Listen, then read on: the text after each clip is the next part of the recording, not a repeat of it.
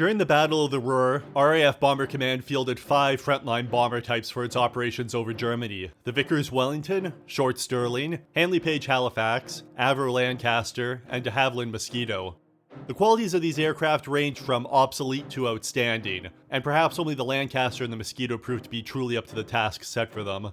Few of the other bomber types enjoyed the confidence of the crews that flew them, nor that of Air Marshal Arthur Harris, the Commander-in-Chief of RAF Bomber Command, who pressured the British government to have the production of obsolete bomber designs terminated in favor of more capable bomber types.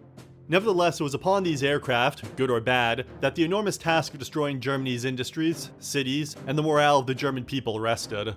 Standing between the bombers and this goal was Germany's integrated air defense system, the formidable Kammhuber line, with its overlapping radar boxes, night fighters, searchlights, and flak batteries.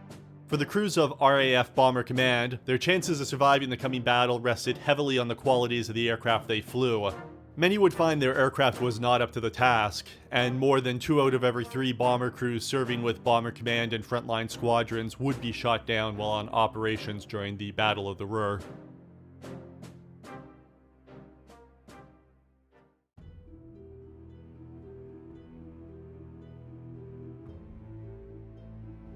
The Vickers Wellington was the last of the pre-war British bombers still in service with frontline squadrons and RAF Bomber Command during the Battle of the Ruhr. Designed by Barnes-Wallis, the Wellington was a twin-engine medium bomber with a 5-man crew and a unique geodetic structure, which gave the aircraft great strength and resistance to battle damage. Between 1939 and 1942, the Wellington was the most numerous frontline bomber type in service with RAF Bomber Command. During the famous 1,000 bomber raid on Cologne on the night of May 30th, 31st, 1942, over 600 Wellingtons from frontline squadrons and training units were mustered, highlighting the importance of the Wellington as both a frontline bomber and as a training aircraft for future bomber crews. The formation of 8 new Wellington squadrons in the last month of 1942, destined to form the basis of the newly created No. 6 Group, Royal Canadian Air Force, would ensure the Wellington would continue to make up a sizable portion of Bomber Command for some time. By February 4th, 1943, 1 month before the start of the Battle of the Ruhr, RAF Bomber Command listed 258 Wellingtons on strength in 15 operational squadrons, spread across 1, 3, 4, and 6 groups, making it numerically the second most common bomber type in frontline service. The majority of the Wellingtons at this time were the Mark III variant, which had entered service in June of 1941. It carried 2 1,375 horsepower Bristol Hercules 3 engines, and could carry a maximum bomb load of 4,500 pounds. By the end of 1942, however, a new variant of the Wellington had entered service, the Mark X, with 2 1,675 horsepower Bristol Hercules 18 radial engines, and built from lighter aluminum alloys for reduced overall weight. The result over the Mark III was increased speed, flying altitude, and range for the Wellington Mark X, and by May, the Mark X had become the dominant Wellington variant in service with Bomber Command. Despite the improvements in the Mark X, however, the Wellington's days as a frontline bomber with RAF Bomber Command was coming to an end. The aircraft's relatively small bomb load and average loss rates meant that a Wellington would drop significantly less bombs during its operational life than a 4-engine bomber would. This made the Wellington uneconomical to operate, and as a result, the Battle of the Ruhr would be the last time large numbers of Wellington bombers would operate over Germany. Beginning in June, the number of Wellingtons in service with Bomber Command would rapidly decrease as squadrons were withdrawn from operations to convert to Lancasters, Halifaxes, or Stirlings.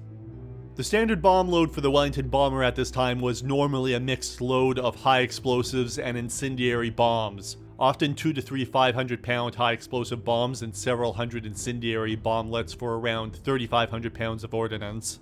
However, it was not uncommon for part of the Wellington force in each raid to carry an entirely high explosive bomb load or an entirely incendiary load. Some specially modified Wellingtons could also carry a single 4,000-pound high-capacity blast bomb on raids to assist with the demolition of German cities.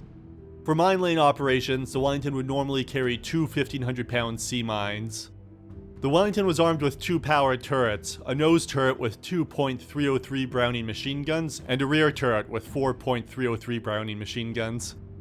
On major raids, Wellingtons often flew at between 12,000 and 16,000 feet due to its limited operational ceiling, and were usually placed in the center of the bomber stream along with the short Stirling bombers.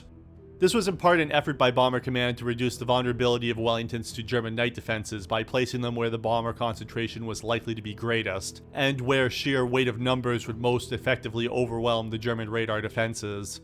However, the low operating ceiling of the Wellington made it vulnerable to German flak, and Wellington crews faced the additional risk of bombs from higher flying Lancasters and Halifaxes striking their aircraft. During the period from January to July 1943, Wellington bombers would fly 6,548 bombing and mine lane sorties at the cost of 231 aircraft and crew. Due to the Wellington's increasing unsuitability for operations over Germany, fully 82% of their sorties would be against targets in Western Germany, France, or the laying of sea mines off the European coast.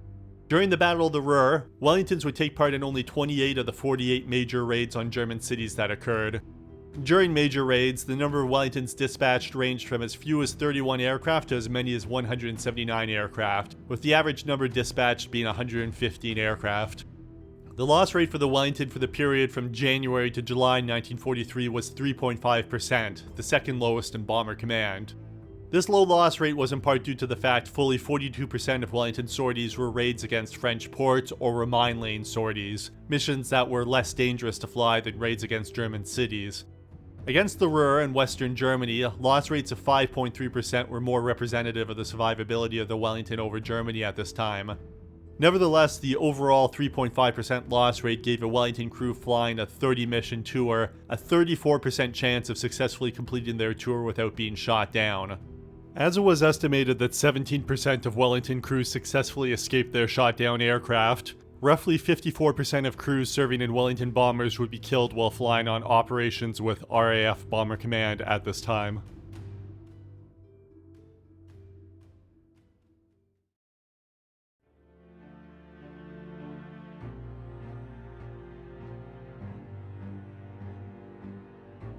The first of the Royal Air Force's 4-engine heavy bombers to enter service, the short Stirling bomber was crippled by pre-war specifications which left it poorly suited for the war it would ultimately end up fighting.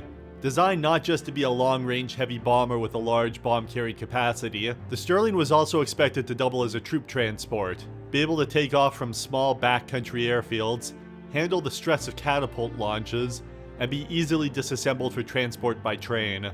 Tragically, the wingspan was reduced to less than 100 feet to keep the ballooning size and weight of the aircraft down, which would have dire consequences for the Stirling in 1943. Though entering service before the Lancaster and Halifax bombers, poor operational reliability and production delays at the Short Brothers factories led to a slow and painful buildup of the Stirling force. During the 1,000 bomber raid on Cologne in May 1942, only 88 Stirlings could be mustered, despite the raid being a maximum effort and the type having been in service for 15 months. In comparison, 131 Halifaxes and 73 Lancaster bombers took part. Arthur Harris's disgust at the Stirling design in particular, and the Short Brothers Company in general, was captured in his letter to Secretary of State for Air, Sir Archibald Sinclair, on December 30th, 1942. The Stirling group has now virtually collapsed. They make no worthwhile contribution to our war effort in return for their overheads. They are at half strength, and serviceability is such that, in spite of the much reduced operational rate and long periods of complete idleness due to weather, I am lucky if I can raise 30 Stirlings from number 3 group for one night's work after doing a week of nothing, or 20 the night after.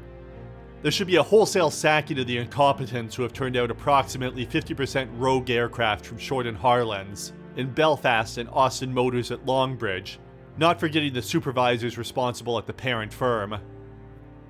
Despite these problems, the Stirling in 1942 had shown promise, as it had among the lowest loss rates of all aircraft in Bomber Command. The Stirling, once in the air, was by all accounts extremely pleasant to fly and could outmaneuver pursuing Luftwaffe night fighters during evasive maneuvers. The downfall of the Stirling, however, was its inability to climb to altitudes much greater than 13,000 feet when fully loaded. This had been adequate for Royal Air Force night raids in 1942, which tended to be flown at such altitudes, allowing the Stirling to remain fully within the protection of the bomber stream. But faced with increasingly strong German night defenses, Bomber Command started flying its bombers higher and higher, something which the Stirling was unable to do. As a result, the lower flying Stirlings received a disproportionate amount of attention from German flak and fighters, contributing to it suffering the highest loss rate of all aircraft serving with RAF Bomber Command in 1943. By February 4th, 1943, 119 Stirlings were in service with 7 operational squadrons concentrated in 3 Group, making it numerically the least common major bomber type in RAF service. One squadron of Stirlings also served with 8 Group Pathfinders, carrying H2S ground mapping radar. The majority of Stirlings were the Mark I variant, with 4 1,500 horsepower Bristol Hercules 11 engines. By the start of 1943, however, the Stirling Mark III with 4 1,635 horsepower Bristol Hercules 16 engines had entered service, and by April had become the mainstay of the Stirling force. Despite somewhat improved performance, however, the loss rate for the Stirling Mark III was found to be only 0.3% lower than the Mark I, showing that there was little more that could be done to the existing Stirling design to keep it a viable frontline bomber. Though the decision to phase out the Stirling from frontline service had been made at the end of 1942, Stirling numbers would increase throughout the Battle of the Ruhr and into the fall of 1943. The Stirling had perhaps the greatest variance in bomb loads of any bomber type at this time. Recognized as an excellent incendiary bomber, it was not uncommon for Stirlings to carry nothing but 4 or 30-pound incendiary bomblets on raids. However, mixed loads of several 1,000-pound or 2,000-pound high-explosive bombs and incendiaries were also carried, as were entirely high-explosive loads of 2,000, 100, and 500-pound bombs. For Ruhr area targets, the Stirlings generally carried 6,000 to 8,000 pounds of ordnance of various configurations, but this dropped to 3,000 to 6,000 pounds of ordnance for deep penetration raids. During mine lane sorties, the Stirling's long bomb bay could accommodate up to 6 1,500-pound sea mines, making it amongst the best mine laying aircraft Bomber Command possessed. It was armed with 3 defensive turrets, a nose turret with 2 .303 Brownie machine guns, a mid-upper turret with 2 .303 Brownie machine guns, and a rear turret with 4 .303 Brownie machine guns. Stirlings often flew at between 11,000 to 14,000 feet due to its limited operational altitude, and were normally placed in the center of the bomber stream along with the Wellington bombers. Much like the Wellington, this was done in an effort to shield the Stirling from losses by placing it in the safest spot in the bomber stream. Nevertheless, the Stirling's low operational ceiling made it exceptionally vulnerable to flak, which appears to have taken a particularly high toll on this type. The Stirling also faced the risks of bombs from higher flying bombers striking it, not only from the Lancasters and Halifaxes, but from the Wellingtons as well, as they could fly higher than the Stirling. During the period from January to July 1943, Stirling bombers would fly 4,761 bombing and mine lane sorties at the cost of 213 aircraft and crew. The Stirling's excellent mine-carrying capacity and otherwise lackluster performance over Germany meant that Stirling squadrons would fly significantly more mine lane sorties than other RAF 4-engine bomber types, and due to its excellent mine-carrying ability, Stirlings would lay more sea mines during the battle than any other bomber type. During the Battle of the Ruhr, Stirling bombers would fly on 34 of the 48 major raids that occurred. The numbers of Stirlings dispatched on major raids ranged from as low as 2 aircraft to as high as 120, with the average at the time being 75. The loss rate for the Stirling in the period from January to July 1943 was 4.5%, the worst of all aircraft in RAF Bomber Command. Over the Ruhr, the loss rate for Stirlings averaged 6.3%, demonstrating the vulnerability of the Stirling when flying against heavily defended targets. With a 4.5% overall loss rate, however, a Stirling crew flying a 30-mission tour would have a 25% chance of successfully completing their tour without being shot down. As it was estimated that only 17% of Stirling crews successfully escaped their shot-down aircraft, roughly 63% of crews serving in Stirling bombers would be killed while flying on operations with RAF Bomber Command at this time.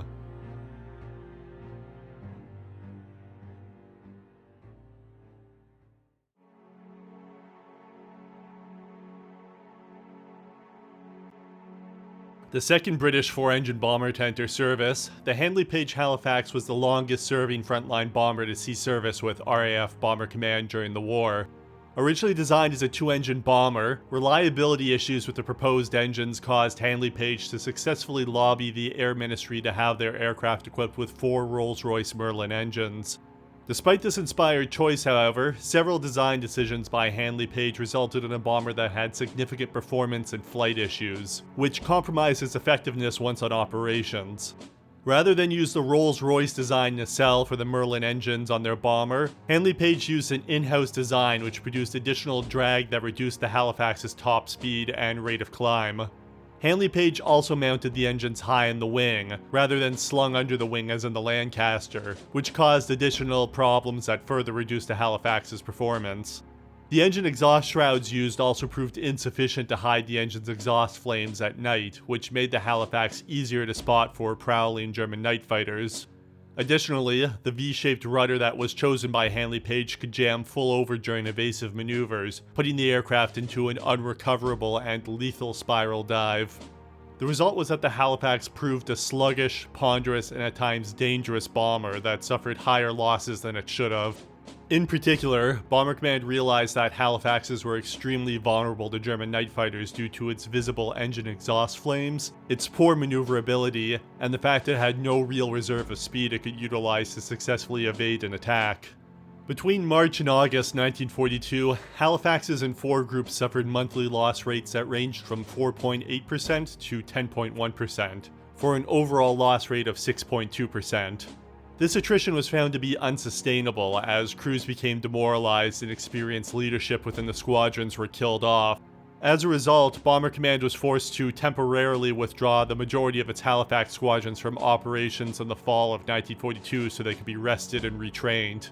Arthur Harris harbored deep contempt for Handley Page and the Halifax bomber, arguing obsessively to have its production terminated and the facilities turned over to producing better designs. Handley Page is always weeping crocodile tears in my house and office, smarming his unconvincing assurances all over me, and leaving me with a mounting certainty that nothing whatever ponderable is being done to make his deplorable aircraft worthy for war, or fit to meet the jeopardies which confront our gallant crews. Nothing will be done until Handley Page and his gang are kicked out, lock, stock, and barrel. In Russia, long ago would have been arranged with a gun, and to that extent, I am a fervid communist. By February 4th, 1943, 228 Halifaxes were in service with 11 operational squadrons in 4 and 6 groups, making it numerically the 3rd most common operational bomber type.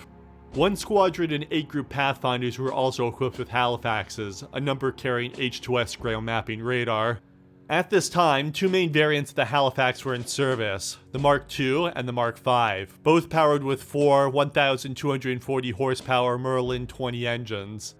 However, across operational squadrons, a dizzying array of modifications had been applied in an effort to boost the aircraft's performance. The most common modification was the removal of the nose turret and replacement with the Z-fairing, which by March seems to have been installed on nearly all Halifaxes. Many Halifax squadrons had taken the additional step of removing the unaerodynamic mid-upper turret to further reduce drag and save weight, keeping the now unemployed Top Gunner as an additional observer looking out for night fighters. Handley Page for their part had introduced the Halifax Series 1A, an effort to incorporate various changes and streamlining efforts into factory-produced models. The Z-fairing nose was replaced with a more aerodynamic and transparent nose cone, and the original upper turret was replaced with the more streamlined Boulton-Paul Defiant 4-gun turret. Many 1A series aircrafts were equipped with the Merlin 22 engines, which produced 1,390 horsepower, giving the bomber an additional 440 horsepower over the Mark II and Mark V series. Finally, a newly designed D-shaped rudder was installed on later Halifax 1A series in an effort to eliminate the lethal spiral dive problem caused by the original V-shaped rudders. All these efforts resulted in a marginally improved loss rate, and from April to July 1943, Halifax 1As would show a loss rate of 4.5% against the 5.4% loss rate for the Mark II and Mark V variants. The Mark II and Mark Vs that survived long enough were retrofitted with many of the Series 1A modifications, and by November 1943 there was little to differentiate the Mark IIs, Mark Vs, and Series 1As from each other. During the Battle of the Ruhr, the standard bomb load for the Halifax was generally a mixed load of 2 or 3 1,000-pound bombs and several hundred incendiaries for around 7,000 pounds of ordnance on Ruhr targets, and 4,000 pounds of ordnance for long-range targets. A portion of Halifaxes dispatched on each raid carried a full incendiary load or a full high explosive load. For mine lane sorties, the Halifax's divided bomb bays allowed it to fit only 3 1,500-pound sea mines, little better than a Wellington and about half of what a Lancaster or Stirling could carry. Halifax's Mark II and 5s were armed with at least one rear turret with 4.303 Brownie machine guns, while some retained the original mid-upper turret with 2.303 Brownings, and others had the new streamlined bolt and pawl turret with 4.303 Brownie machine guns installed. Halifax Series 1As had the standard rear turret, the bolt and pawl upper turret, and a Vickers K pintle-mounted .303 machine gun in the nose. Halifax bombers generally flew at between 17,000 and 19,000 feet, avoiding the worst of the flak defenses which focused on the lower-flying Wellingtons and Stirlings. Halifaxes were normally concentrated on the front of the bomber stream, which, while more dangerous than the center of the bomber stream, was safer than the rear position. Halifaxes generally faced less risk of being struck by falling bombs than Stirlings and Wellingtons, but stragglers could find themselves operating under the higher flying Lancasters. During the period from January to July 1943, Halifaxes would fly 8,428 bombing and mine lane sorties and lose 364 aircraft in the process. The Halifax's inability to carry many sea mines meant it would fly the least number of mine lane sorties of all RAF bomber types at this time, which contributed to its high overall loss rate. During the Battle of the Ruhr, Halifax bombers would fly in 42 of the 48 major raids, and the number of Halifaxes dispatched on major raids ranged from as low as 3 aircraft to as high as 214 aircraft, with the average at this time being 130 aircraft.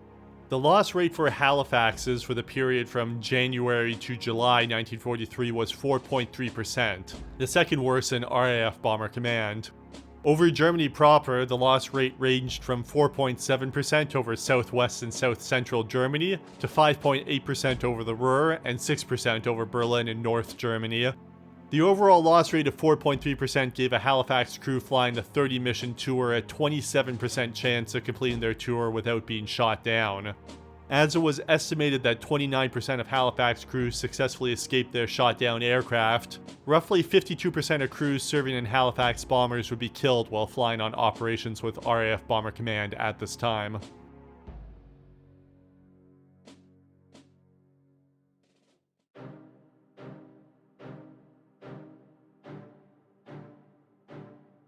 The third 4-engine bomber to see action in RAF Bomber Command during World War II, the Avro Lancaster was born from the failed twin-engine Avro Manchester bomber design.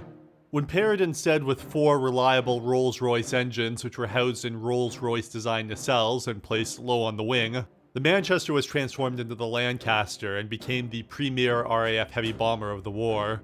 Noted for its excellent endurance, speed, bomb-carrying capacity, and exceptional maneuverability, the Lancaster was arguably the finest heavy bomber that operated over Europe during World War II. For Arthur Harris, the Lancaster was the best bomber available for his area bombing campaign against Germany.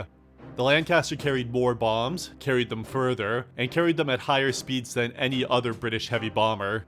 The Lancaster's low loss rate also made it more efficient to operate, requiring less crew replacements, keeping experience high within squadrons, and allowing squadrons to maintain a higher level of operational readiness that surpassed all other heavy bomber types. Operational research studies would later confirm the Lancaster's superiority over all other types, concluding that an average Lancaster would drop 2.5 times more bombs before being shot down than the next best British bomber type would. However, the Lancaster was handicapped by the less capable bomber types it often flew alongside of. The Lancaster's superior cruising speed, which should have allowed it to pass more quickly through German radar boxes with fewer losses, and which should have given it a greater radius of action during the available hours of darkness, was meaningless as Lancaster had to fly at the same speed as the slowest bomber in the bomber stream in order to maintain its position. Several attempts during this period to fly Lancaster-only bombing raids saw Lancasters suffer above-average loss rates, it being realized by Bomber Command that the Lancaster force lacked the numbers needed to make an efficient bomber stream that could properly overwhelm the German radar boxes. Harris lobbied the Air Ministry persistently to have Halifax and Stirling production cancelled in favor of the Lancaster, even though this would result in the production loss of several hundred Halifaxes and Stirling bombers in the near term as the factories shut down to tool up for Lancaster production. But the Air Ministry and British government would only countenance the cancellation of Stirling production. The Halifax, which they hoped could be modified into a better bomber, would continue to be produced, much to Harris's disgust. By February 4th, 1943, 295 Lancasters were in service with 15.5 operational squadrons in 1 and 5 groups, making it numerically the most common bomber in RAF service. One squadron of Lancasters also served with 8-group Pathfinders, but was not yet equipped with H2S ground mapping radar. At this time, 2 main variants of the Lancaster were in service. The Mark I, which carried 4 1,280 horsepower Rolls-Royce Merlin 20 engines, and the Mark III, which carried 4 1,300 horsepower Packard-built Merlin 28 engines. At the start of the Battle of the Ruhr, the Mark I variant was the predominant variant, but due to higher production rates and a marginally lower loss rate, the Mark III would become the dominant variant in service by May.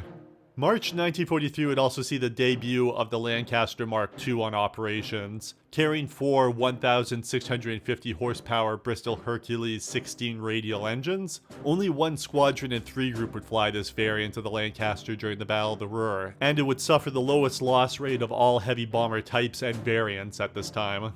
The standard bomb load for the Lancaster 1 and 3s at this time was usually a mixed load of one 4,000-pound high-capacity blast bomb and several hundred incendiaries for around 8,000 pounds of ordnance on Ruhr targets and several thousand pounds of ordnance on long-range targets. However, it was not uncommon for the Lancasters to carry a fully high-explosive or a fully incendiary load, and some Lancasters carried the massive 8,000-pound high-capacity blast bomb. For mine lane operations, the Lancaster could carry up to 6 1,500-pound sea mines, making it alongside the Stirling the most efficient mine lane aircraft available to Bomber Command. It was armed with 3 defensive turrets, one nose turret with 2.303 Browning machine guns, one mid-upper turret with 2.303 Browning machine guns, and a rear turret with 4.303 Browning machine guns. Lancaster bombers generally flew at 19,000 to 21,000 feet, the highest of any RAF main force bomber type, and sufficiently high to avoid much of the deadly German flak, which concentrated on the lower flying bomber types. Lancasters were normally placed at the rear of the bomber stream, thought to be the most dangerous position, in order to shield the less capable bomber types from suffering unsustainable losses. During the period from January to July 1943, Lancasters would fly 14,398 sorties and lose 481 aircraft in the process. Only 3.5% of sorties would be mine lane operations, demonstrating Harris's determination to keep his most efficient bomber focused on its most important task, destroying German and Italian cities. During the Battle of the Ruhr, Lancaster bombers would fly on all 48 major raids, and the number of Lancasters dispatched ranged from as low as 2 aircraft to as high as 355, with the average being 185 aircraft. The loss rate for Lancasters during the period from January to July 1943 was 3.3%, the lowest of all major bomber types. In particular, the Lancaster's loss rate over the Ruhr was anywhere from 1/3 to 1/2 of that of its contemporaries, demonstrating the Lancaster's superior performance over other bomber types. The 3.3% overall loss rate gave a Lancaster crew flying a 30-mission tour a 37% chance of completing their tour without being shot down. However, the Lancaster's cramped interior and problems with escape hatches made the aircraft a death trap for its crews if shot down. Royal Air Force studies in 1943 found that in 68% of cases where a Lancaster was shot down, there were no survivors from the crew. Overall, Lancaster crews had an abysmal 11% survival rate when their aircraft was shot down, and as a result, almost 56% of Lancaster crews could expect to be killed during their 30-mission operational tour with RAF Bomber Command during this period.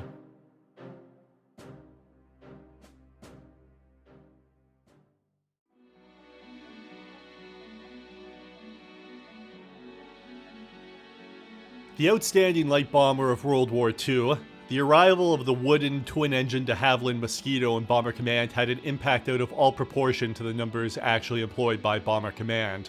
Capable of flying faster and higher than almost all German night fighters, the Mosquito would prove to be nearly untouchable in the night skies over Germany. These excellent flight characteristics singled out the Mosquito as the ideal aircraft to carry oboe, Bomber Command's newest and most effective blind bombing aid. As oboe operated on the line of sight principle, the further a receiving aircraft was from an oboe station, the higher it had to fly in order to receive the signals from over the horizon. The Mosquito, with its operating ceiling of over 27,000 feet, could receive oboe signals over the entire Ruhr and parts of Western Germany. The Mosquito's high speed and high operating ceiling also allowed it to fly an oboe bomb run, a 40-kilometer slightly curved and level approach, safely, as the Mosquito's high speed and high operating altitude kept it out of reach of German night fighters and flak. The Mosquito would therefore become the decisive tool with which Bomber Command would lay waste to German industrial cities within the Ruhr and Lower Rhine areas, illuminating the aiming point within German cities with colored target indicators on which the RAF heavy bombers would drop their bombs on. However, the Mosquito's utility did not stop there. Its high speed and high operating altitude made the Mosquito ideally suited as a nocturnal nuisance bomber, and Harris would use his small Mosquito force to hound the German defenses and population on nights when the heavy bombers were grounded or attacking targets outside of a oboe range. The impact of these night raids would be out of all proportion to the forces engaged, less than a dozen Mosquitoes causing hundreds of air raid alarms throughout Germany, forcing the civilian population and industrial workers to spend hours in bomb shelters instead of sleeping or working their night shifts in factories. The inability of the Luftwaffe to intercept the Mosquitoes would also prove particularly demoralizing for the Germans, further highlighting the Luftwaffe's inability to protect German cities from RAF Bomber Command's increasingly devastating onslaughts.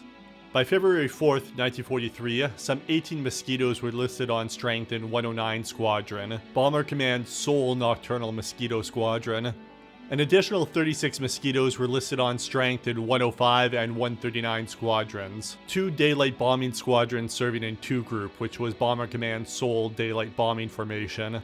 Beginning in April, 105 Squadron would begin to operate at night in support of Bomber Command, and 139 Squadron would join shortly after. In June, just prior to the removal of 2 Group from Bomber Command to form 2nd Tactical Air Force, Harris had 105 and 139 squadrons transferred to 8 Group to keep them under his command. While 105 Squadron would become an oboe Mosquito squadron, 139 Squadron would keep its glazed-nosed Mosquitoes and operate entirely as nighttime harassment bombers, the beginning of Bomber Command's light night bomber force, which would eventually grow to 9 Mosquito squadrons. The dominant Mosquito variant throughout the Battle of the Ruhr was the Mosquito Mark IV, with 2 1,280 horsepower Rolls-Royce Merlin 21 engines and a 2,000-pound bomb-carrying capacity. Starting in July, however, the Mosquito Mark IX would begin to arrive in 109 Squadron, equipped with 2 1,280 horsepower Rolls-Royce Merlin 72 engines which were optimized for high-altitude work. The Mosquito IX could operate at altitudes over 30,000 feet, further extending the range at which it could pick up oboe signals from England. 2 major modifications to the Mark IV and the Mark IX were the installation of oboe sets in the nose of the Mosquito, and the fitting of a bulged bomb bay that allowed Mosquitoes to carry a 4,000-pound high-capacity bomb. Only 109 and 105 Squadron would carry oboe during the Battle of the Ruhr, while only a portion of the Mosquitoes across 109, 105, and 139 Squadrons would have the bulged bomb bay fitted. The standard bomb load for the Mosquito Mark IV and Mark IX was usually a mix of colored target indicators when acted in the Pathfinder role, or 4 500-pound bombs when conducting harassment raids over the Ruhr. The handful of Mosquitoes with the bulged bomb bay could carry a single 4,000-pound high-capacity bomb. Mosquitoes could not carry any of the RAF standard sea mines and thus did not engage in mine-laying operations. Famously, the Mosquito bomber carried no armament, relying on its speed and high operating altitude to avoid enemy night fighters. Due to its high speed and high operating ceiling, Mosquitoes did not fly within the bomber stream, often flying straight from England to the target and back. During the period from January to July 1943, Mosquitoes would fly 735 bombing and Pathfinder sorties, and lose 6 aircraft in the process. During the Battle of the Ruhr, Mosquitoes would fly as oboe Pathfinders on 31 of the 48 major raids, as diversionary bombers on 2 of the 48 raids, and would fly harassment raids against German cities on 38 nights. The number of Mosquitoes dispatched on oboe raids ranged from as low as 3 aircraft to as high as 16, and on harassment raids from as few as 1 aircraft to as high as 13 aircraft. The loss rate for the Mosquitoes during the period from January to July 1943 was 0.8%, the lowest of any aircraft in Bomber Command. The loss rate for Mosquitoes operating as oboe pathfinders was just 0.6% of aircraft dispatch, while the loss rate for Mosquitoes operating as nighttime harassment bombers was 1.8%. With the overall loss rate of 0.8%, a Mosquito crew flying a 45 mission Pathfinder tour would have a 70% chance of completing their tour without being shot down. Escape from a Mosquito was, however, almost impossible in combat situations. Of the 51 Mosquitoes lost by 109, 105, and 139 Squadron in 1943, only 6 of the 102 crew members would survive. Overall, Mosquito crews had an appalling 5.9% survival rate when their aircraft was shot down. However, with a low overall loss rate, just 28% of Mosquito crews could expect to be killed during a 45 mission operational tour during this period.